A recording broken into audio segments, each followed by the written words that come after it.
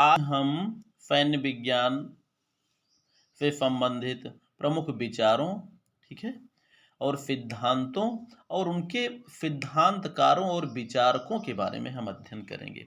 ये प्रश्न भी जो है प्रतियोगी परीक्षाओं में ही अक्सर पूछे जाते हैं या खासकर वहाँ पर पूछे जाते हैं ऑब्जेक्टिव प्रश्न जहाँ पर बनने की संभावना होती है या ऑब्जेक्टिव प्रश्नों में पूछे जाते हैं, चाहे वो बीए फोर्थ सेमेस्टर हो या स्ट्रेटजिक विचारक का प्रश्न हो या आज के समय में जो है जनरल नॉलेज के प्रश्न हो। फिलहाल ये प्रश्न अक्सर जो है असिस्टेंट प्रोफेसर, नेट और पीजीटी के प्रश्नों में के प्रतियोगी परीक्षाओं में पूछे गए हैं और बहुत से प्रश्न तो ऐसे हैं जो सामान्य जनरल नॉलेज के प्रश्नों में भी पूछ लिए जाते हैं।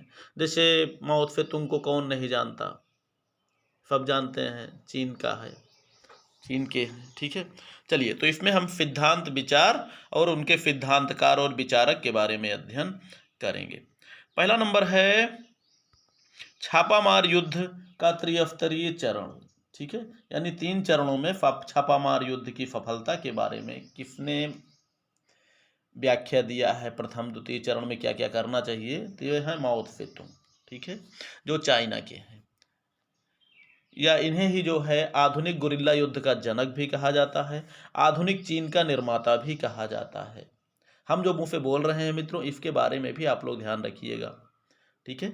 एक प्रश्न इसमें लिखा है, 2 प्रश्न हम आपको अपने मुख से बता देंगे कि इस पर भी प्रश्न बन सकता है या पूछा जा सकता है, ठीक है। अगला है सामुद्रिक शक्ति का सिद्धांत।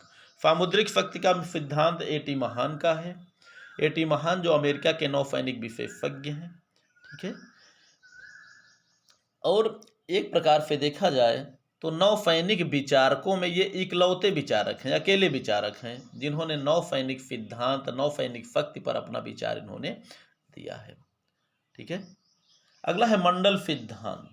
मंडल सिद्धांत ये आचार्य कौटिल्य का है, जो चंद्रगुप्त के गुरु भी माने जाते हैं और जो है मौर्य साम्राज्य के संस्थापक भी कहे जाते हैं। हालांकि संस्थापक तो चंद्रगुप्त मौर्य को कहा जाता है क्योंकि पहला सम्राट वही था, लेकिन जो है उनके निर्माण करने में, उनके निर्माता के रूप में आचार्य कौटिल्य की प्रमुख भूमिका थी।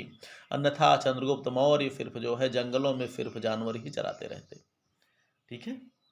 इसमें जो है आचार्य कौटिल्य का जो है पूरा योगदान है। इन्हीं की पुस्तक है अर्थशास्त्र। इन्हीं की तुलना इटली के मैकियावेली से की जाती है और इन्हीं की पुस्तक अर्थशास्त्र की तुलना की जाती है मैकियावेली की पुस्तक द प्रिंस से, ठीक है। चलिए, अगला है व्यवस्था परक सिद्धांत। ये मार्टन कापलान का दिया हुआ है, ठीक है। राज्य का जैविक सिद्धांत ये रेटजेल का दिया हुआ है। हार्टलैंड थ्योरी ये मैकिंडर का लिखा हुआ है। हेल्फोर्ड मैकिंडर पूरा नाम है मित्रों इनका। हार्टलैंड थ्योरी, हृदय स्थल सिद्धांत भी कहा जाता है इसे। अगला है भू राजनीतिक सिद्धांत, ये कार्ल होफोफर का दिया हुआ है। अगला है टैंक वारफेयर। टैंक वारफेयर का जो सिद्धांत है वो लिटिल हार्ट का दिया हुआ है मित्रों। टैंक वारफेयर हो गया, या फिर विस्तारित प्रवाह की स्ट्रैटेजी, प्रविष्टीकरण समरतंत्र, और उसी विस्तारित प्रवाह आक्रमण सिद्धांत के आधार पर जर्मनी ने ब्लिट्जक्रिग समरतंत्र का निर्माण किया और सफलता प्राप्त की, ठीक है। तो उस प्रविष्टीकरण समरतंत्र के जन्मदाता भी लिटिल हार्ट थे, क्योंकि ये चूंकि जनरलों के गुरु इनको कहा जाता है। अब चूंकि उच्च अधिकारियों को ये इनकी सिद्धांत पसंद नहीं आए, कभी कभी लगता नहीं है कि हमारा छोटा अधिकारी हमको सलाह देगा, उसकी बातों को हम मानेंगे तो छोटे हो जाएंगे, तो यही स्थिति वहां भी विद्यमान थी, ठीक है। लिटिल हार्ट जो थे ये ब्रिटिश सेना में कैप्टन थे द्वितीय विश्व युद्ध के समय में। अगला है प्रिंसिपल ऑफ वॉर। ये जनरल फुलर की देन है। युद्ध का सिद्धांत। भू कूटनीति एफ.बी. कोहन का दिया हुआ है। हरित क्रांति ये एम.एफ. स्वामीनाथन का दिया हुआ है। ऑर्गेनिक थ्योरी का सिद्धांत, ये ऑर्गेनिक सिद्धांत ये रेटजेल का दिया हुआ है। अगला है निर्णयन उपागम, ये आर.एफ. नाइडर का दिया हुआ है। रिमलैंड का सिद्धांत ये स्पाइकमैन का दिया हुआ है। नाभिकीय युद्ध नीति जो है जनरल सुंदर जी की दी हुई है, जो कि कभी भारत के थल सेनाध्यक्ष भी रह चुके हैं। एजेंडा फॉर पीस, ये बुतरफ घाली का दिया हुआ है। ये बुतरफ घाली जो है ये संयुक्त राष्ट्र संघ के महासचिव रह चुके हैं, पूर्व महासचिव थे। गेम थ्योरी ये कार्ल ड्यूच या कार्ल डच की लिखी हुई दिया हुआ है। सबके विरुद्ध सबका युद्ध ये हाब्स का दिया हुआ है। यूनिफाइड फील्ड थ्योरी ये एफ.बी. जॉन का दिया हुआ है। स्ट्रेटजी के यांत्रिक पक्ष ये जोमिनी का दिया। मित्रों हमने जेमिनी लिखा है लेकिन वास्तव में एंटोनी हेनरी जोमिनी नाम है इनका पूरा नाम। वही जोमिनी जिनके बारे में एक प्रकार से कह सकते हैं, वह जोमिनी जो एक प्रकार से नेपोलियन का गुरु माना जाता है। वही नेपोलियन जिसे युद्ध का देवता के नाम से संपूर्ण विश्व में विख्यात रहा, उसी के गुरु के रूप में जोमिनी थे। जबकि जोमिनी कौन थे? वो नेपोलियन की सेना में एक कर्नल थे, ठीक है। जबकि इनके नाम के आगे जनरल हेनरी जोमिनी लगाया जाता है। जब नेपोलियन का पतन हो गया वाटरलू के संग्राम में 1815 में, तो उस समय जोमिनी की एज बहुत ज़्यादा नहीं थी। वे जो है वहाँ से सोवियत संघ यानी रूस चले गए। वहाँ पर रूस के जार सिकंदर द्वितीय ने इनको जनरल बनाया था, ठीक है। इन्हीं जोमिनी के बारे में कहा जाता है, स्वयं नेपोलियन ने कहा था कि जोमिनी एक ऐसा व्यक्ति है जो युद्ध के प्रति इतना समर्पित है, सेना के प्रति इतना समर्पित है कि हमेशा युद्धों के बारे में ही सोचता रहता है, ठीक है।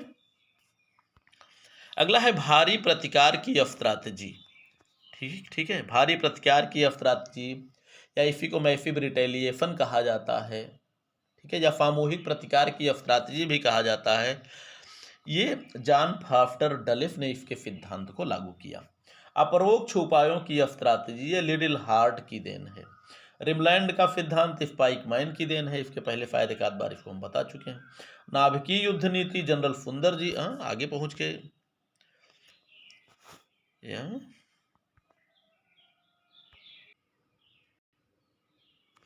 हमें लगता है मित्रों कुछ चीज़ें ऐसी है जो हमने इसमें रिपीट कर दिया है। चलिए, भारी प्रतिकार की स्ट्रैटेजी जॉन फॉस्टर डलिफ की दी हुई है। अपरोक्ष उपायों की स्ट्रैटेजी लिटिल हार्ट की दी हुई है। रिमलैंड का सिद्धांत स्पाइकमैन का दिया हुआ है। नाभिकीय युद्ध नीति general Sundar ji. Agenda for peace Boutros Ghali.